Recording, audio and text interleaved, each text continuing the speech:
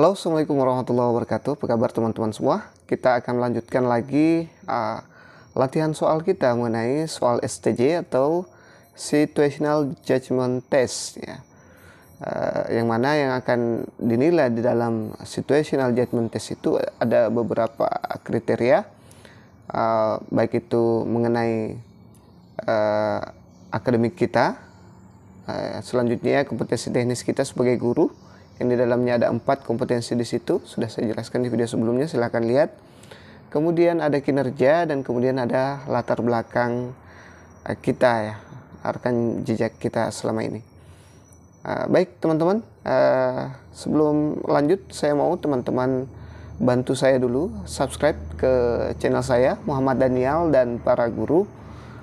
Semoga dengan bantuan teman-teman untuk mengembangkan channel ini, Allah balas juga dengan meluluskan teman-teman dengan mudah di P3K tahun 2023 ini. Follow juga Facebook saya Puang Daniel Bustan ya teman-teman. Semoga bernilai pahala. Baik teman-teman sekalian, kita langsung masuk ke soal yang pertama ya. Ini dia soal yang pertama. Kalau teman-teman mau coba jawab dulu, silahkan dijawab dulu. Nanti tidak apa-apa ditulis di kertas kira-kira berapa yang beda dengan jawaban saya.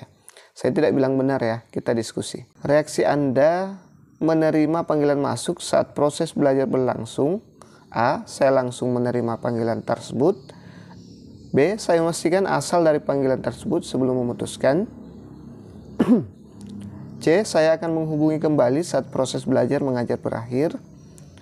D. Saya tidak menghiraukan panggilan tersebut. Baik teman-teman, ini ada situasi yang diberikan kepada Anda sedang melakukan proses belajar mengajar, tiba-tiba ada yang menelpon ya. Bagaimana kira-kira sikap teman-teman? Apakah A, B, C, atau D? Baik teman-teman, kalau menurut saya jawaban terbaik adalah opsi C ya teman-teman. Ini dia, karena di dalam kelas itu kita dituntut fokus ya. Dalam pekerjaan tidak boleh memperhatikan hal-hal yang di luar proses belajar mengajar, seperti itu. Kalau yang opsi A, saya langsung menerima panggilan tersebut, itu mengganggu proses belajar mengajar yang sedang berlangsung, jadi saya kurang sependapat dengan ini. Kemudian opsi B, saya memastikan asal dari panggilan tersebut sebelum memutuskan. Saya kira nanti bisa dijelaskan pada saat kita, siapapun yang menelpon itu nanti bisa dijelaskan pada saat kita sudah selesai mengajar ya, atau selesai prosesnya. Saya tidak menghiraukan panggilan tersebut. Nah, ini cenderung tidak menghargai orang yang sedang menelpon tersebut ya. Saya kira dalam proses pembelajaran itu tidak akan lama ya, paling lama itu 3 jam. 3 jam pelajaran itu 120 menit, itu tidak akan lama ya.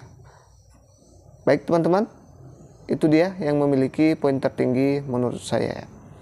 Kita lanjut ke soal berikutnya. Seorang siswa tiba-tiba melapor bahwa temannya sedang pusing saat pelajaran Anda berlangsung. A. Memintanya bertahan sampai pelajarannya selesai. B. Menyuruh tidur di dalam kelas. C. Memintanya ke UKS. D. Menanyakan keadaannya, kemudian lanjut proses belajar mengajar. Baik teman-teman, kita lihat jawabannya. Kalau opsi A, meminta bertahan sampai pelajaran selesai, jangan sampai pingsan ya kalau kita paksakan anak-anak tersebut, jadi sebaiknya jangan memilih opsi ini. Kemudian opsi B, menyuruh tidur di dalam kelas. Ini bisa jadi salah satu opsi yang lain juga, tapi kita cari dulu opsi yang lebih bagus ya.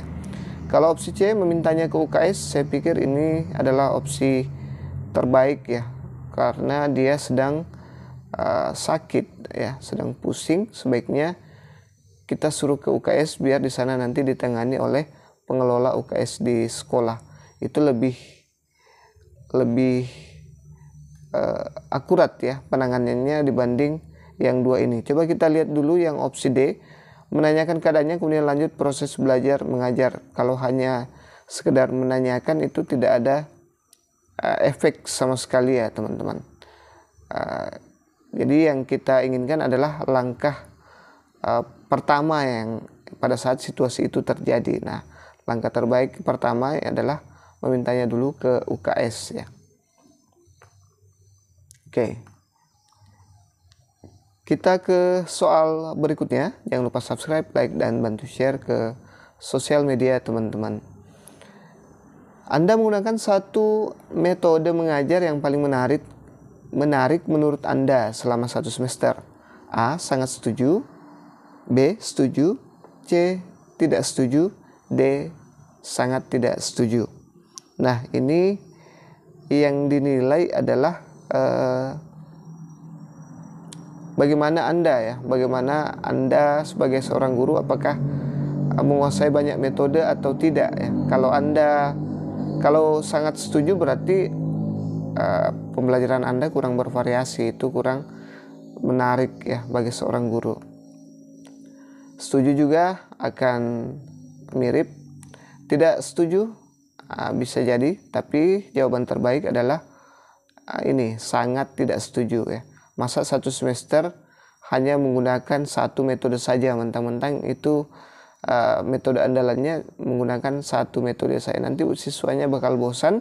Dan kemudian siswa juga itu kan berbeda-beda kemampuannya teman-teman. Apalagi di EKM ini sangat ditekankan dilakukan assessment. Nah, nanti dikasih treatment yang berbeda-beda sesuai dengan kemampuan siswa kita ya. Oke, kita lanjut ke soal berikutnya. Maaf kalau saya agak salah-salah baca atau salah ngomong. Ini sudah hampir jam 12 ya, malam ya.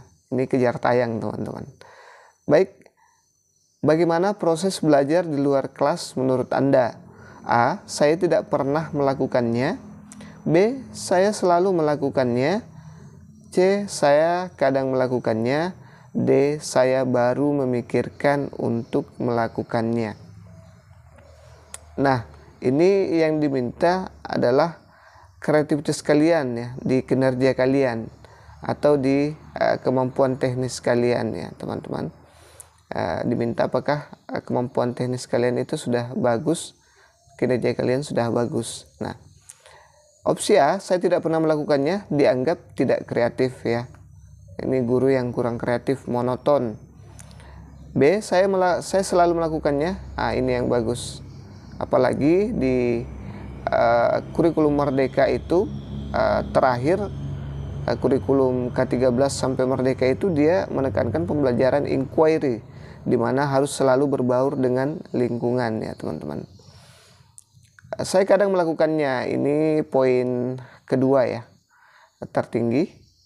Dan saya baru memikirkan untuk melakukannya, ini adalah poin kedua terendah. Seperti itu ya teman-teman. Semoga difaham maksud saya. Kita lanjut ke soal berikutnya. Anda memberikan simpulan pada setiap pembelajaran selesai dan memberikan tugas sebagai bahan evaluasi. A. Sesekali saya memberikan evaluasi. B. Saya tidak memberikan evaluasi. C. Saya selalu memberikan evaluasi. D. Saya tidak ingat terakhir kali saya memberikan evaluasi. Nah, ini terkait lagi dengan kompetensi teknis teman-teman yang akan dinilai di sini teman-teman, di situasi ini ya. Baik, kita lihat opsi yang memiliki poin tertinggi. Jadi opsi A, sesekali saya memberikan evaluasi. Ini saya anggap kurang bagus, hanya sekali-sekali. Kemudian saya tidak memberikan evaluasi, ini parah ya teman-teman, kurang bagus. Kemudian saya selalu memberikan evaluasi ya, ini saya anggap bagus ya.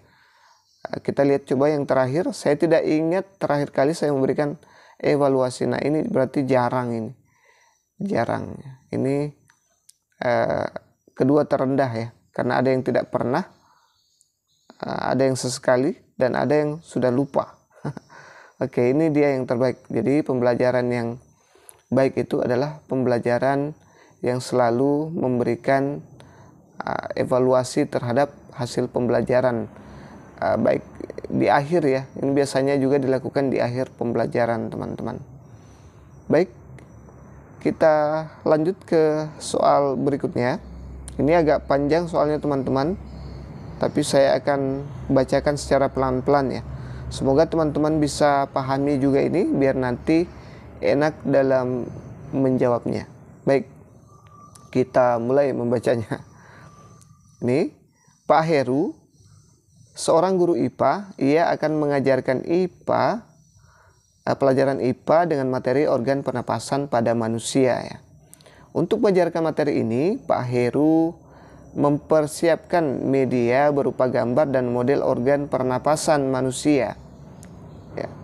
Jadi Pak Heru ini mempersiapkan media berupa gambar dan model organ pernapasan manusia. Oke, kita lanjut. Selain itu, beliau juga mempersiapkan LKS tentang nama-nama organ pernapasan pada manusia. Pada kegiatan apersepsi, Pak Heru meminta siswa untuk menyebutkan salah satu ciri makhluk hidup dan siswa menjawab bernafas, Pak, ya. Kemudian Pak Heru menyampaikan tujuan pembelajaran pada hari itu. Setelah itu, Pak Heru mulai mengajar tentang materi organ pernapasan manusia. Pak Heru menyuruh semua siswa menarik nafas untuk membuktikan bahwa manusia bernafas dan untuk mengetahui di mana letak organ-organ pernafasan tersebut. Ya. Selanjutnya, Pak Heru memasang gambar organ pernapasan manusia di papan tulis dan melakukan tanya jawab tentang nama-nama organ pernapasan manusia. Setelah itu, Pak Heru memberikan LKS sebagai latihan secara berkelompok. Setelah selesai, siswa melaporkan hasil diskusinya dan kelompok lain menanggapi. Untuk menambah pemahaman siswa, Pak Heru menunjukkan model organ pernapasan manusia. Hal ini juga bertujuan untuk siswa lebih tertarik untuk mengetahui letak dan fungsi organ pernapasan manusia. Sambil menunjukkan pada model, Pak Heru mengadakan tanya jawab tentang fungsi masing-masing organ pernapasan manusia. Setelah semuanya selesai, Pak Heru mengadakan evaluasi. Namun setelah dikoreksi, Pak Heru tidak menyangka bahwa hasilnya tidak memuaskan. Hasil nilai siswa yang mencapai 75 ke atas hanya 7 orang dari 25 siswa. Pak Heru merenung dan berpikir mengapa target tidak tercapai, padahal dia menargetkan 75%-nya. Siswa mendapat nilai 75 ke atas. Selain itu, menurut Pak Heru, langkah pembelajaran yang dilakukannya sudah tepat. Nah, ini kasusnya agak hot ya, agak panjang, teman-teman. Sengaja memang saya kasih yang panjang-panjang. Saya yakin nanti juga ada yang panjang-panjang pada saat teman-teman ujian. Ya, pokoknya di sini lengkap, di STJ-nya saya itu lengkap ya, semua ada, teman-teman. Baik, semoga dipaham cerita ini. Oke, kita sampai ke pemecahan masalah ya, pemecahan kasusnya. Berdasarkan kasus tersebut, penyebab utama nilai yang dicapai siswa tidak mencapai target yang diinginkan oleh Pak Heru. A. Kemampuan belajar siswa pada kelas yang diajar oleh Pak Heru umumnya rendah. B. Pak Heru tidak memberikan penguatan dan kesimpulan di akhir pembelajaran. C. Pak Heru terlalu banyak menggunakan strategi dan metode pembelajaran. D. Pak Heru tidak menggunakan media pembelajaran yang menarik dan relevan. Oke, kalau teman-teman benar-benar tangkap tadi kisahnya si Pak Heru ini, saya yakin teman-teman bisa langsung memberikan jawaban dengan poin tertinggi ini ya. Oke, kita lihat kemampuan belajar siswa pada kelas yang diajar oleh Pak Heru umumnya rendah. Bisa jadi ya teman-teman, kalau kita lihat usahanya Pak Heru itu kan luar biasa ya dari tadi. Nanti kita lihat. Pak Heru, kita simpan dulu opsi A. Pak Heru tidak memberikan penguatan dan kesimpulan di akhir pembelajaran. Saya pikir ini keliru ya. Ada ya teman-teman. Coba kita lihat. Bahkan Pak Heru menambah ini. Ini sama dengan penguatan ya. Menambah pemahaman siswa. Pak Heru menunjukkan lagi model organ pernapasan pada manusia ya. Nah, ini termasuk penguatan ya teman-teman. Jadi ini kita anggap kurang tidak benar ya. C. Pak Heru terlalu banyak menggunakan strategi dan metode pembelajaran. Justru kalau menggunakan materi, menggunakan banyak metode dan strategi itu lebih bagus ya teman-teman. Itu bisa membantu sekali untuk siswa memahami materi yang kita bawakan. Jadi saya anggap kurang tepat ini ya. Selanjutnya Pak Heru tidak menggunakan media pembelajaran yang menarik dan relevan. Saya kira sudah cukup menarik ya. Pak Heru sudah menyiapkan gambar, menyiapkan model organ pernapasan manusia ya. Ada 2 media yang dia pakai di sini. Kemudian ini sangat relevan ya teman-teman, sangat relevan karena yang disiapkan itu kan gambar-gambar mengenai organ pernapasan ya. Organ pernapasan pada manusia ya.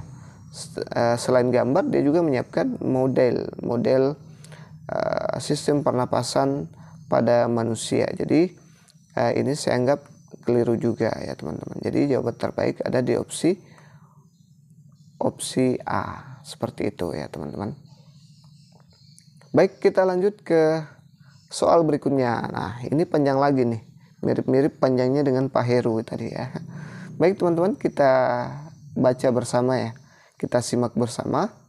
Bu Ayu seorang guru bahasa Indonesia, namun karena beliau juga menjadi wakil kepala sekolah, Bu Ayu sering meninggalkan kelas saat pelajaran berlangsung untuk mengurus kegiatan lainnya. Suatu ketika Bu Ayu sedang mengajarkan materi bahasa Indonesia pada siswanya tentang keterampilan berbicara dan dramatisasi. Bu Ayu menggunakan metode diskusi ya. Saat sedang menjelaskan materi, kepala sekolah memanggil beliau. Bu Ayu diminta untuk mewakilkan rapat kepala sekolah ke kantor dinas kota ya. Dengan begitu, Bu Ayu harus meninggalkan kelas pada saat pembelajaran sedang berlangsung. Siswa sendiri belum paham dengan materi yang disampaikan tadi karena Bu Ayu belum menjelaskan secara detail. Sudah dijelaskan, sementara dijelaskan tapi belum secara detail. Kemudian Bu Ayu langsung memberikan tugas berkelompok untuk berdiskusi dengan melakukan dramatisasi di depan kelas ya ketika pertemuan selanjutnya. Jadi si ibu ini memberikan tugas, nanti kalian diskusi dulu, nanti minggu depan langsung drama, seperti itu. Keesokan harinya saat pelajaran bahasa Indonesia, Bu Ayu langsung meminta siswa untuk maju di depan kelas bersama kelompoknya untuk melakukan adegan dramatisasi yang tadi yang diminta oleh Ibu Ayu ini, yang telah diberikan pada pertemuan sebelumnya. Alhasil, ini dia hasilnya, siswa tidak ada yang berani maju ke depan kelas untuk menampilkan hasil diskusi kelompok ya. Masih lanjut, hal ini membuat Bu Ayu sedikit marah karena ternyata siswa tidak mengerjakan tugas yang telah diberikan. Dalam keadaan sedikit marah, akhirnya dia langsung memberikan sebuah lembaran ya. Jadi langsung diberi lagi lembaran, ini kasusnya nih, yang berisi tes objektif mengenai pelajaran bahasa Indonesia tersebut dengan materi keterampilan berbahasa. Bu Ayu minta semua siswa untuk mengerjakan tugas tersebut kemudian mengumpulkannya dengan segera. Setelah selesai mengerjakan dan mengumpulkan semua, Bu Ayu melakukan penilaian dari hasil belajar siswa. Melihat hasil belajar siswa yang dicapai kurang dari rata-rata, Bu Ayu merasa kecewa. Padahal Bu Ayu mengharapkan pelajaran bahasa tersebut dengan materi keterampilan berbicara bisa berfokus pada Student Center Learning atau biasa disebut SCL. Nah, memang sekarang kurikulum itu menekankan SCL ya. Termasuk kurikulum 2013 sampai sekarang IKM lebih hebat lagi menekankan SCL ini. Dengan begitu, nilai rata-rata untuk pelajaran bahasa Indonesia di kelas 5 sangat jauh dari kriteria yang sudah diterapkan sekolah. Nah, dari kasus ini, berdasarkan kasus di atas, mengapa pembelajaran bahasa Indonesia yang dilakukan Bu Ayu tidak berhasil? Nah, ini kasus ini, situasi atau masalah yang diberikan kepada teman-teman. A. Penggunaan pendekatan atau metode student center learning tidak tepat digunakan pada kelas yang diajar oleh Bu Ayu. B. Bu Ayu tidak memberi pemahaman yang maksimal kepada siswa sebelum memberikan penugasan. C. Bu Ayu sering meninggalkan kelas sehingga pembelajaran tidak bisa berjalan secara maksimal. D. Bu Ayu tidak menggunakan media pembelajaran yang relevan. Baik teman-teman, kira-kira yang mana nih yang poin tertinggi di sini? Apa masalahnya kira-kira? Kalau seperti ini ya. Ini agak kompleks juga ya masalahnya. Baik, kalau opsi A, penggunaan pendekatan atau metode student center learning tidak tepat digunakan pada kelas yang diajar oleh Bu Ayu. Saya pikir sudah pendekatan metodenya sudah bagus ya, selalu mengharapkan siswa itu lebih aktif dibanding gurunya ya. Tapi ini caranya yang salah ya. Tapi ini sudah benar ya, sudah bagus sih menurut saya. Kalau masalah student center learningnya yang dipermasalahkan. Kalau Bu Ayu tidak memberi pemahaman yang maksimal kepada siswa sebelum memberikan penugasan. Nah, saya lebih cenderung ke opsi ini ya, opsi B. Kita lihat yang opsi C. Bu Ayu sering meninggalkan kelas sehingga pembelajaran tidak bisa berjalan secara maksimal. Ini agak keliru ya, karena di sini di kasus ini Ibu Ayu hanya sekali ya. Kita lihat di bacaan ini, jadi jangan keluar dari sini ya teman-teman. Hanya sekali, jadi ini kita anggap salah ya, kurang tepat. Bu Ayu tidak menggunakan media pembelajaran yang relevan ya. Kalau masalah media, di sini juga tidak digambarkan medianya. Media itu kan ada pada saat kita benar-benar menjelaskan ke siswa, memberikan pemahaman yang maksimal itu dia ikut di sini ya. Ya, intinya di sini yang saya tangkap dari cerita ini adalah Bu Ayu tidak memberi pemahaman yang maksimal ya. Termasuk di dalamnya ini sudah ada media juga ya. Di sini tidak ada diceritakan bahwa medianya tidak relevan. Dia tidak maksimal karena pada saat sedang menjelaskan, siswa belum paham, dia sudah tinggalkan dan langsung memberi tugas. Pada saat masuk lagi keesokan harinya, dia minta tugas dan ternyata nihil, dia suruh lagi teman-teman menuliskan keterampilan berbahasa. Padahal itu kan juga belum dikasih pemahaman apa sih itu keterampilan berbahasa itu sendiri. Makanya saya cenderung ke opsi B ya teman-teman, memiliki poin tertinggi. Kalau teman-teman kurang paham boleh berkomentar di kolom komentar, kita diskusi ya. Saya tidak menggurui semua teman-teman di sini. Baik, kita lanjut ke soal berikutnya teman-teman. Ini ada kasus lagi. Saat kegiatan pembelajaran berlangsung, kebanyakan siswa mengeluh karena mereka tidak dapat menerima penjelasan guru dengan baik. Hal tersebut disebabkan karena guru tidak memberikan catatan di papan tulis maupun memanfaatkan media dan alat peraga sesuai dengan materi yang diberikan. Hampir semua siswa mengeluhkan hal yang sama. Berdasarkan situasi di atas, jika guru melakukan tes diagnosis, maka kecenderungan gaya belajar yang dimiliki siswa adalah A. Visual, B. Kinestetik, C. Auditif, D. Gustatif. Nah, kira-kira yang mana nih teman-teman jawabannya? Saya yakin teman-teman bisa langsung mengunci kalau paham kisahnya ini ya. Oke, saya ingatkan lagi sebelum kita jawab ini, Kalau teman-teman menemukan soal seperti tadi yang panjang-panjang itu, Pak Heru dan Bu Ayu, jangan dibaca semua seperti saya tadi ya. Ini kan kita lagi bahas soal, jadi saya baca pelan-pelan, saya garis bawah yang penting. Itu saya sangat pelan sekali. Jadi jangan seperti itu nanti jawabnya kalau menemukan soal yang panjang. Langsung ke soal saja dulu, apa yang diminta soal, baru kita cari masalahnya ya. Kita skimming dan scanning, percepat ya. Jangan kayak saya. Itu saya lupa jelaskan tadi seperti itu ya. Baik, kita masuk ke kasus kita. Ini soal terakhir sebelum kita tutup. Nanti insya Allah kita lanjut lagi part 6. Nah, ini visual.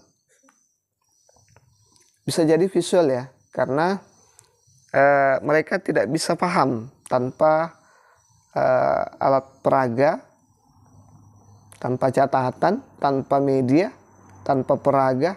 Dia hanya berceramah saja. Padahal siswanya ini adalah siswa yang visual. Siswa visual itu tidak bisa terlalu banyak ceramah. Dia mau melihat langsung ya teman-teman. Melihat langsung apa yang diajarkan. Dia tidak cukup dengan mendengar saja seperti itu. Jadi saya anggap ini siswanya adalah gaya belajar yang visual. Kalau kinestetik itu berhubungan dengan gerakan ya, gerakan. Jadi ini tidak nyambung ya teman-teman. Saya anggap salah. Kemudian auditif. Siswanya ini bukan auditif, gurunya yang salah paham ya. Ini gurunya ini mengira bahwa siswanya ini auditif, bisa paham tanpa harus diperlihatkan media, tanpa harus diberikan media, peraga, catatan, hanya berceramah saja. Itu kalau siswa auditif itu bisa memahami dengan jelas apa yang dimaksud oleh guru tersebut kalau memang penjelasannya bagus ya.